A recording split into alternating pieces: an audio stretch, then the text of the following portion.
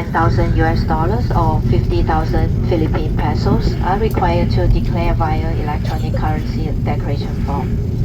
False declaration or non-declaration of the above will result to confiscation by customs authorities.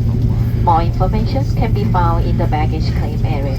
If you have any questions, please approach the customs officer upon arrival. It's been our pleasure taking care of you today. If Cebu is home, a very warm welcome home. Once again, we sincerely apologize for the delay and we thank you for your patience and understanding.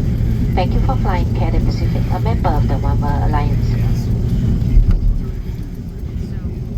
各位乘客，歡迎嚟到宿務。為安全起見，請留喺座位並保持安全帶扣上，直至扣上安全帶燈號熄滅為止。